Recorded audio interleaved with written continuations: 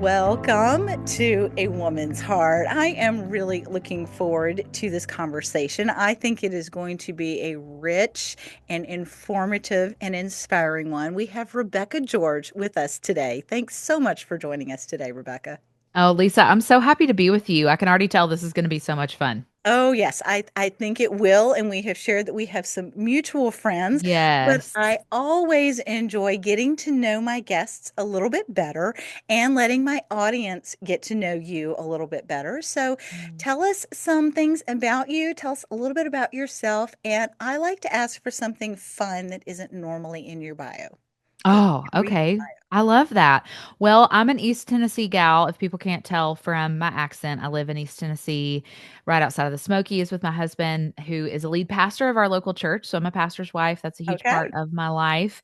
Host a podcast as well, and have written a couple of books and speak a ton on the road. So just love encouraging women and teaching the Bible. It's a huge passion of mine. And man, a fun one. I'm trying to think. A couple are coming to mind, but I'll give you my COVID hobby that Okay. didn't end. How's that? Okay. I love making polymer clay earrings. Isn't that fun? Oh, yeah. I feel like a lot of us picked that up during COVID, but I actually still make them and take them to events where I speak and things because women love jewelry, it turns out. There So you go. that Yeah. has been a really fun little hobby. Well, very good. And no, I have not. I do a lot of crafts. That is the jewelry making is one. As much as I love jewelry, I love bling. I resisted the urge to make it because I already had so many other crafts. I was like, I don't need another one. I don't need it. Yes.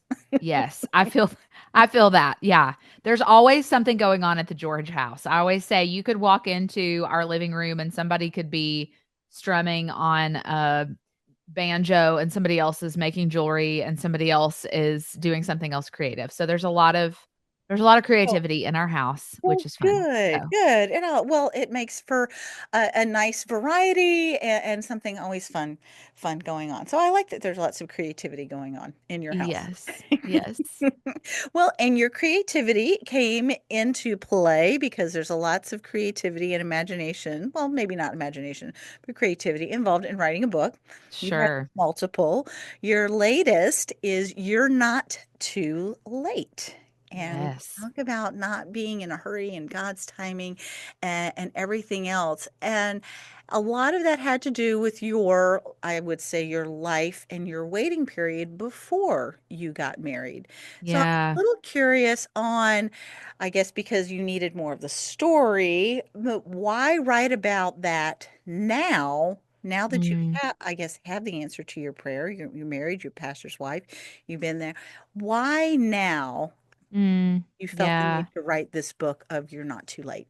Yeah. Well, honestly, Lisa, when I first started talking to the Lord and figuring out what this next book was going to become, initially I thought it might be a book on singleness because I was later in my 20s when I got married. I've been a bridesmaid 12 times. I had a lot of experience and I felt like a lot to Hmm. say about that season of life in retrospect now that I was married. But what Yeah. was interesting is as I just asked the Lord to open my eyes to what waiting was like for my husband and talking with other women in my life, I just started realizing it was so much bigger than that. Hmm. And I say in the book, longing leads to more longing, right? We don't just Yeah. end longing when we get married or when we have a baby or when we Mhm. become a grandparent or whatever it is that we're Yeah. waiting on. There's something for all of us. And the more I started considering that and just looking around at other women in my life, every woman I know feels too late for her life in some way. Yeah. And she's waiting on something and trusting God for that. And so I just started kind of searching my own heart for what have been my greatest challenges in that. Hmm. I could have written way more, but we chose 10 to include. And really, how do we turn from those challenges, those sin struggles, to a more biblical perspective on our waiting? So that's a 30,000 foot view, but that's kind of how I got there. Yeah, well, and as I mentioned before, I got married right out of college. We were married for 2 years. We had our kid. But even though I didn't have to necessarily wait an extended period of time, I waited until I graduated, which was long enough. And Yeah. when you're in the middle of it, it's like, I can't wait, I can't wait. And so even though I didn't necessarily resonate with the being single for a long time or waiting to have a husband, as I mentioned, there's always other things that you're waiting Yeah. for. And I love how you said everyone feels too late for something. And Yeah. because I'm in an empty nest season. And so Mm. there's a part of Yeah. me where I'm looking at the younger women and I'm like, oh my Sure. gosh, they've done this and they've done that. And well, I haven't done any of that. It's too late for me. And so, yeah, you meant that there's that when you're young, it's like, oh, well, I'm too late to get married or I'm too late to have children. But then it's, I'm too late to start a career. I'm too old to do this. I'm too young for this. I'm too old for that. That we really get caught up. And I Yeah. do like how you mentioned that it's for anyone that's just been waiting on something, Yeah. whatever it is that can truly resonate with us. And that was one of the reasons why I was interested in reading the book for Mm. I'm myself. so grateful. Yeah. Yeah. It touches all of us for sure. Yes. Yes, it really does. And I love how and one of the things you mentioned that God is never too late and waiting on his timing with that. Was there anything you mentioned that you were talking with God and it kind of morphed? Was there Mm. anything else that, say, surprised you that you Mm. along the way in writing this that God really kind of surprised you with? Yeah, yeah. The chapter I would say that on, or the piece of it that maybe challenged me, convicted me, surprised me was I did a chapter about resentment. Mm, And that's something we don't love to talk about, no, right? We don't we, love to we like to admit think that that we we're struggle too with. good for that. Yeah. And so I think I don't know that I realized how far down the path of resentment I had gone in the past, Mm, and the journey to get there, meaning, many times the desires that we have, the things we're waiting on are good things, yeah, right? The yeah, desire to become a grandparent, the desire to restore a broken relationship, to grow in your career, those are awesome things to hope for yeah, and to wish for and to yeah. wait for. And I think I've not always viewed that rightly. And so Okay. I've allowed those things, and I think this is common, to become an idol in my heart, like to elevate that Mm, thing to a yeah, place of prominence meant yeah. for God alone, is kind of how I Mhm, define idolatry in the book. And when we do that, we ruminate on that thing. It's all we can think about, talk about, concern ourselves with. And then our life and our waiting inevitably will bump up against somebody else's life where they're getting to experience the thing that we want, which is yeah. hard, right? Mhm, You have to maybe go to the baby shower of the friend whose daughter's yeah. having a kid when your child's struggling with infertility, Mhm. that kind You of go to a thing. speaker conference and you see somebody else who has their second, third, fourth book, and I'm like, I don't That's have right. my first one's still in my head. Yeah. That's right. Yes, exactly.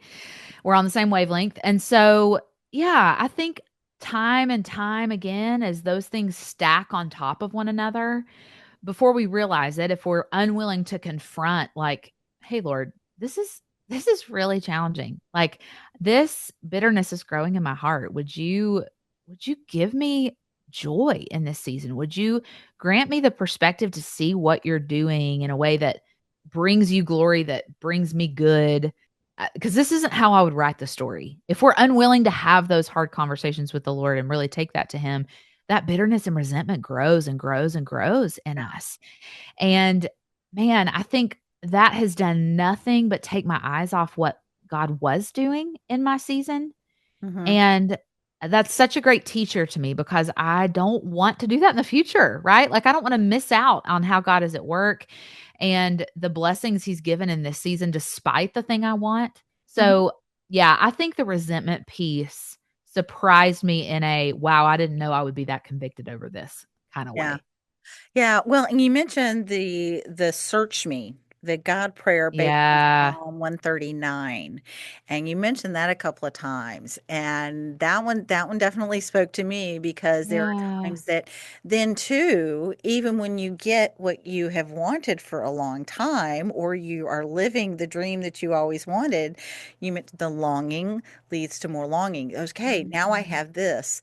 this is the next thing that I want, and then the Yeah. next thing, and that search me, then there's more and more layers, and how Yeah. it lead you to that Psalm 139 where it's search my heart, and that can really get deep. Yeah, totally. I kept coming back to this passage, Lisa, as I was writing and just thinking back on scripture that has really been helpful to me in seasons of waiting. And I had really, without realizing it, used this kind of as a prompt for myself. So the verses say, and a lot of us are probably familiar with this passage, but the psalmist says, "Search my heart, O God, try me and know my anxious thoughts. And if there be a grievous way in me, lead me in the way everlasting." Mhm. And so I would just begin to say, God, search me. Would you reveal the areas of my heart where it's causing me anxiety? I'm ruminating on something, something's become an idol, where I'm doubting you. And would you give me your perspective? Would you show me where the way I'm thinking about this isn't in line with truth? And would you point me back towards your truth about this? And I found that to be really helpful because I don't know. We're new friends, Lisa, but like I grew up in Southern culture where like everybody's just good, but fine, but busy all the Oh, time. yeah. And we Yeah. don't love to like confront the harder, more vulnerable things of our lives. And I think we place that same process onto our relationship with the Lord sometimes where we're just, okay, Lord, thank you for this food. Thank you. Like, but we don't go beneath the surface to actually confront these struggles of our waiting with the Yes. Lord. And man, go read the Psalms, right? Like go read David crying out to the Lord, like Yeah, David gets our real. our powerful, merciful, holy God can handle what you're walking through, can handle where your heart is about the Mhm. situation. And I'm so grateful for that. So yeah, that psalm really was helpful to me personally, and I felt like it was necessary to share with readers. Yeah, yeah, I think it is, and I grew up in the South as well, in North Carolina, and now I'm in Virginia, so I'm very familiar with that, keep it all looking good Yeah. and don't get too deep or too messy. How one of the things that I was thinking of as you were talking was when we have those resentments or expectations, anything that we've made an idol over God. Yeah. How does that play into maybe there is something that he wants to give us, but maybe we have to learn a lesson? How do you think that impacts our being able to go forward and Mm. do what God has us to do? How can that impede going after our purpose or following our purpose? How does that Yeah. provide, how can it be an obstacle? Yeah. I do think it's an obstacle, and what I don't wanna do is say, "Well, if you'll just wish for it a little less, just when it's God's time and he'll Yeah, we he'll don't want make to it come shame back." anyone. Like, I'm not here to say anything like that No, because, no. I was told that one too many times when I was single, right? Like, you probably already know your husband, you just need to wait a little bit longer, and I want to at smack them this for you. at the same time Yes, at the same. when we elevate something to that place of prominence and it is all we think about, it is all we ruminate on, Mhm. and it has really, I mean, call it what it is, it's become an idol, which Yeah. which is sin. It is really hard to focus on what God has put in your hands. Mhm. Right? And Yeah. so I think that's my challenge to us is not, "Oh, hope a little harder, pray a little harder, wait a little longer," but it's, "Don't miss what God has put in your hands today." Because there's Yes. something that he's wanting to show you, he's molding and refining you in some way. Otherwise, he would have written the story differently, right? Mhm. And Yeah. so, because of where you sit today with the longing in your heart, don't miss what he has for you. Don't miss what he wants to show you, how he wants to sanctify you and grow you more into the likeness of Christ in this season, because that's going to be necessary for wherever he's taking you next, Yeah. right? And so, and for many reasons, I mean, I got married later in my 20s and my husband was older than me, and we look back now and we both, I think, would say, I'm grateful for that prolonged season of singleness in many ways because I was not the Rebecca that I was when I married Dustin when I was 22, fresh out of college. Yeah. God had things to show me in that Mhm. season that were necessary. Yeah. Well, and I'm not the same person when I first got married as I am now, Yeah. several years in. And You were talking about that. I had the vision of, being able to cherish what is in your hands, because if we're so busy reaching out, Mhm. we're not looking at that. We're dropping it. I mean, if Yeah. we're reaching out for something else, we're so busy reaching out, we can't sit and cherish what's right there in front of us. And it That's so reminded good. me, this was the page that I had open in your book as I was kind of Oh, flipping I'm through, excited okay, to hear. Yeah. whatever else. It was under the jealousy and the gratitude. Oh, yeah. And it is impossible to worship God for his goodness and focus our attention on what we lack. Yeah. Oof. And Right? I was I like, mean, okay, yeah, that God definitely had me open that for a reason, because that was yeah. right into Yeah. that. So, where did how's God working in you when you Oh, I mean, got he that? still is, right? Like we talked about your desire to become a grandparent and people asking Hmm. you about that and Yes. for me it's when are you guys going to have kids? And I think that's a good example. I'll kind of run with Hmm. that one. Uh I go to a lot of baby showers right now because I'm in my 30s, all my friends are having babies Yep. and have one in a couple of weeks. And just to play that out for maybe some practical things that have helped me. I've been to many a baby shower in the past where I was hyper fixated on my desire to Hmm. be mama, right? Yeah. And my other friend maybe getting to experience that before me. And that's real, first of all. Like Hmm. whatever the It longing is. in your heart that Yeah. bubbles up in you, that pang of envy or whatever, like those are real emotions. And Hmm. I also think we can guard against not against it because we're gonna experience it, but we can walk and move through those moments maybe a little gracefully than I know I have in the past, and Yeah. a few things that have helped me, one is recognizing, like, her win, her blessing from Hmm. the Lord is not my loss, right? Yeah. Yeah. And if that does creep up in me, having a willingness to kind of proactively surrender that to the Lord. Like, okay, Lord, I have this baby shower to go to in a couple weeks. You know how my heart's feeling about it. Hmm. Would you grant me the joy to show up for her in a way that celebrates her, celebrates your blessing in her life? I don't want to miss that. So Yeah. help me see that.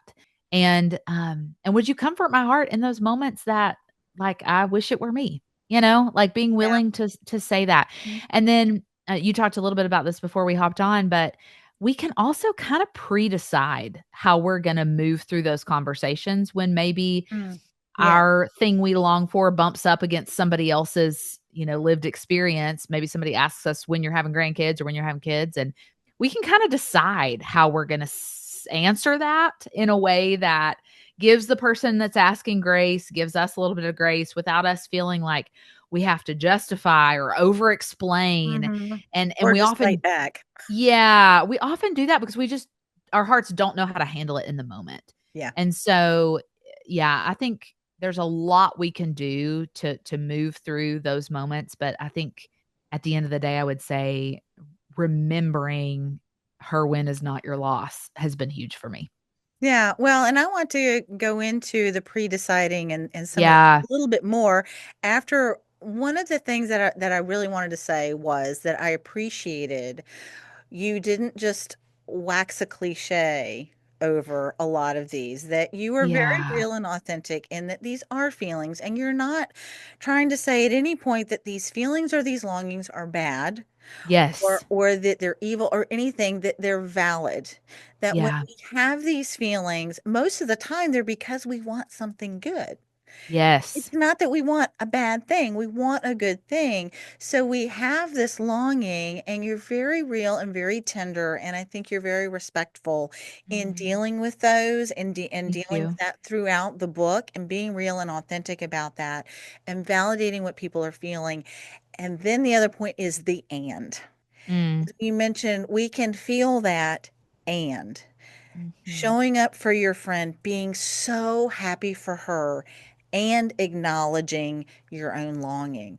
And over again in my life, I call it the power of and. It's Yes. that so often we are holding two things. We are holding our longing, and we're holding some good things. We're doing them both at the same time. And Yeah. it's that trick of being able to maybe hold them both at the same time and not let one of them overcome the other and disregard the other. So I love how you Mm, pointed out that being able to do both, being able to show up for your friend and be thoroughly and sincerely joyful for her and not dismissing the longing or the state yeah. of your heart, but holding them both together. And so if you have any other comments on that, I'm welcome, or we can, or I Yeah. definitely want to go some more into the pre-deciding. Oh, yeah, I would love to go there. The only build I'll give there is there's just nuance, right? And, like, we're so uncomfortable with nuance. Usually we either like to sit in a very black or white place. Yeah. And the reality of our longing and our lives here in a broken world are will bump up against those. Okay, I feel this and that at the same time. So many instances. So Yeah. I love that you bring that up because that's an important piece of this.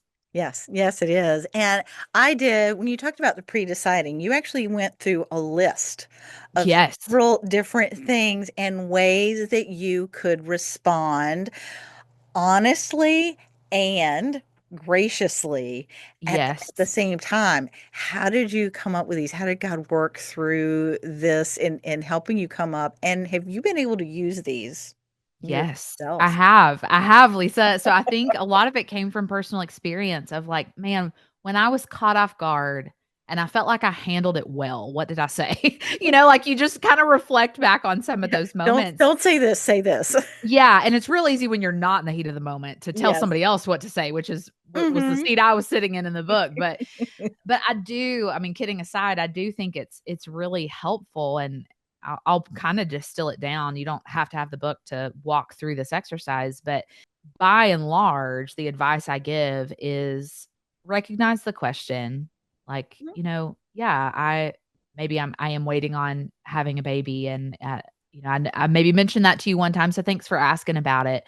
But I always will also recommend people to redirect kindly. Like, maybe this is not the season for you and your husband to have kids, but God's really blessing in another area of your life, and redirect and talk about that, right? Yeah. Like, you don't have to Hmm. stay on the same topic if there's something that would be a more productive conversation for you in Yeah. that day. So don't be afraid to redirect. And I also think that that is a great teacher to us as we personally walk into situations where Yes. we have opportunities to Yeah. bump up against somebody else's longing. Mhm. Like maybe, you go to the baby shower for your daughter's friend and one of her other friends is there, and she's in her 30s and doesn't have kids yet. Think about something else you could ask her other than, "Hey, when are you and your husband going to have a baby?" Right? Um I always say be about whatever God is doing in their life, right?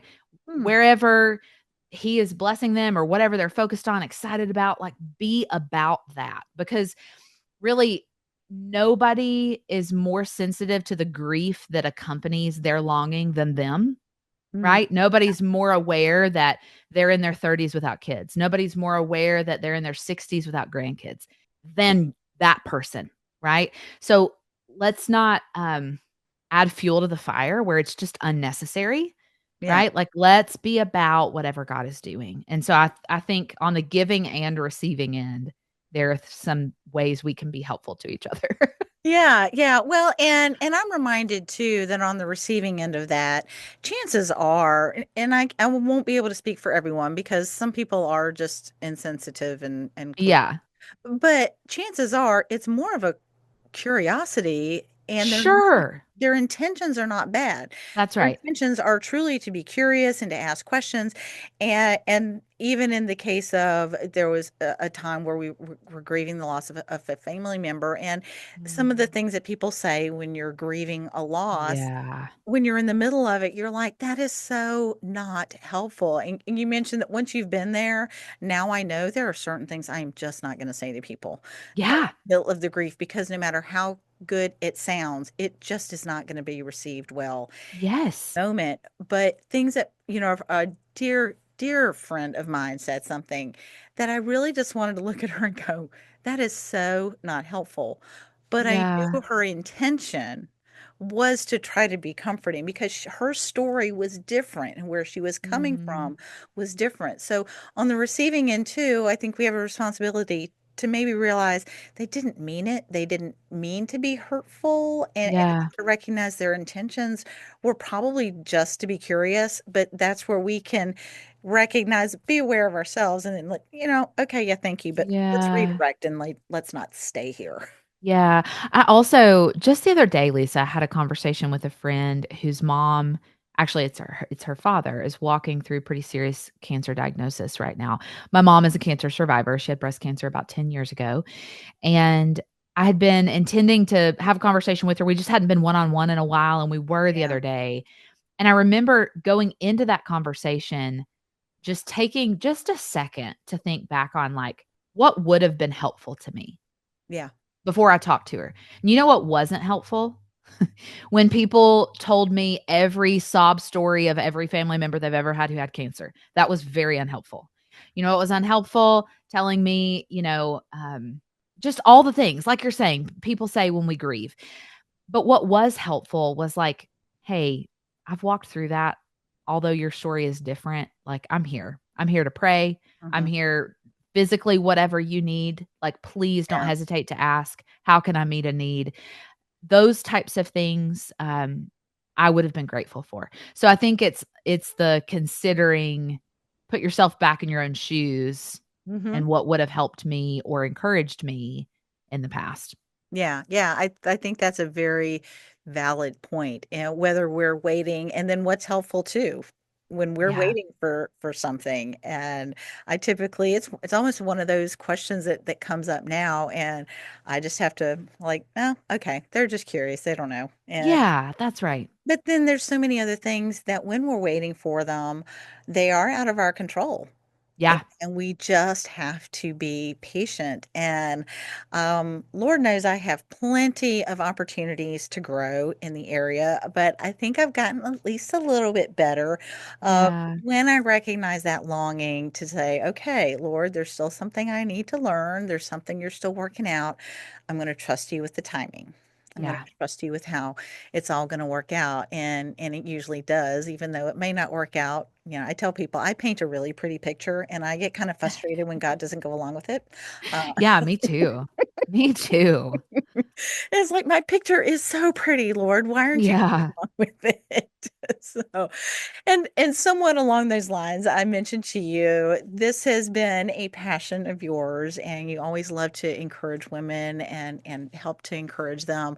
What would you say to encourage someone to pursue the passion that God has placed in their heart, whatever it is? Yeah, that's so important. I love that question. And I would say take the first step. Like, I think so many times when we're longing to use our gifts and talents to the glory of God or be faithful in a particular area, like, we're so concerned about the finish line and like the big picture, the fullness of the situation, Mm-hmm. when God really has maybe just prompted us with that next logical step of obedience. Hmm. So I think the advice I would go back and give myself and give our listeners today is just take that first step. I wrote another book, my former book is called Do the Thing, and it's literally all about that. Yeah. And that's the advice I would give is just do the next thing that the Lord has prompted you to do. And he'll provide the grace, the courage, the knowledge, the wisdom for the rest. But if he has Hmm. called you to something and has given you direction for that next step, take it. Okay, very good. We will encourage people to take the next step. And I love the image of a lot of times God only gives us enough light for the next. Yes. He doesn't like the headlights on a car. It doesn't light all the way to our destination, but just enough so that we can keep moving.